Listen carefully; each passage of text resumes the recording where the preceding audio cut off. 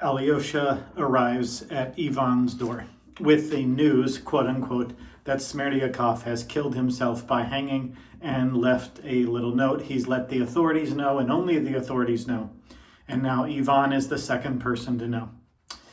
The only thing is, with Dostoevsky, it just cannot be that simple, because somehow, supernaturally, Ivan already knows. And so that is the question under discussion as the chapter begins. Almost an anticlimax, the fact that Smerdyakov has died, and the real important stuff, the real sauce, seems to be how Ivan knew, or when did Ivan know? How did he know, and when did he know it? So Alyosha knows, now ironically, Alyosha is the one thinking purely rationally. If I'm the only one, and this servant girl who found him, and now the police chief, if we're the only people who know that Smerdyakov has died, how would you know? And so that makes us as the reader think, well, then this was a real appearance of the devil.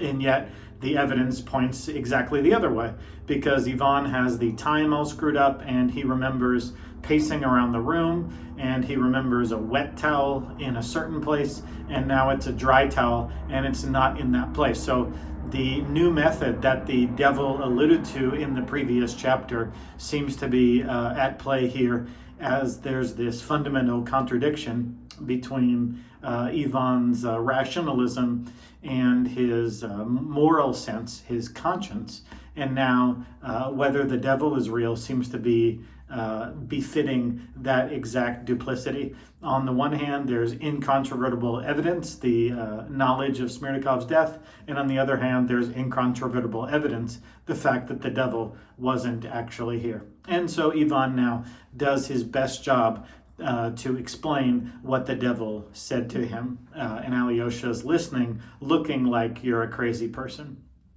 I think I read this 3 times and just wondered what I was missing, and then I think it finally hit me maybe the 4th or 5th time I've read this book, and that is that in this chapter, chapter 10, Ivan goes on to quote the devil and what the devil did in the previous chapter, and I always thought that maybe I just misread it or misunderstood it, but it actually makes sense that Ivan goes to, and chapter 10 goes on to quote chapter 9, but doesn't actually say what happened in chapter 9. So it's almost like Ivan is having an even more manic, schizophrenic breakdown, because he talks about the devil imputing false motives to him when that actually does not happen in the previous chapter, which I just assumed it did, maybe the first few times I read this book. But now I think that it's just even more evidence of Ivan's schizophrenic state. So here's Ivan trying to explain rationally something that's irrationally happening to him, that is himself / the devil accusing him of ulterior motives. He is spiteful, Ivan says of the devil. He laughed at me. He was impudent, Alyosha, Ivan said with a shudder of offense. But he was unfair to me about a lot of things. He told lies about me to my face. Oh, you are going to perform an act of heroic virtue, to confess you murdered your father, that the lackey murdered him at your instigation.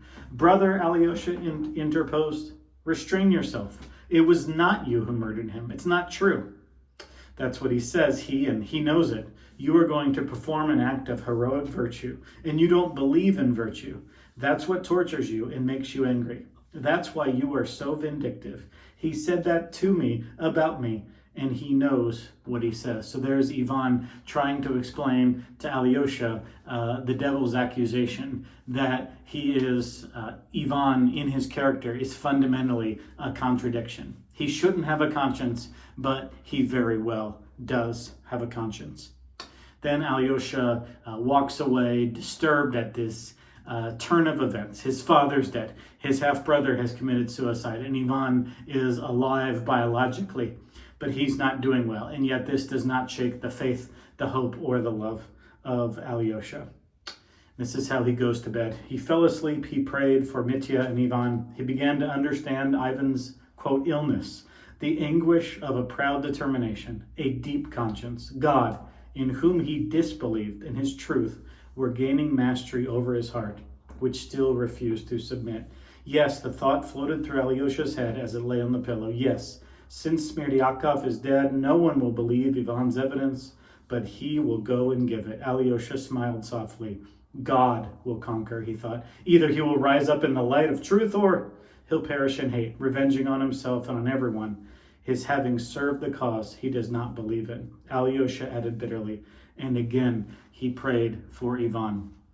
So we had the devil in the previous chapter, and now Alyosha comes in, and Ivan describes him in two ways, as a cherub and as a dove. The dove, the traditional Christian symbol of the Holy Spirit, and the devil can't be where the dove is, or the devil can't win where the dove is. And so Alyosha, distraught, disappointed, is not shook in his confidence, and he says that there will be like a Jacob wrestling with a man, wrestling with God incarnate, Jacob wrestling with an angel. His conscience is going to win out over his rationality, or at least I hope it does, or maybe better, at least I pray it does. So the chapter ends, the book 11 ends with Alyosha saying a prayer for his brother, and that the conscience, God part of him will finally defeat the atheistic, rational part of him, and before it's too late.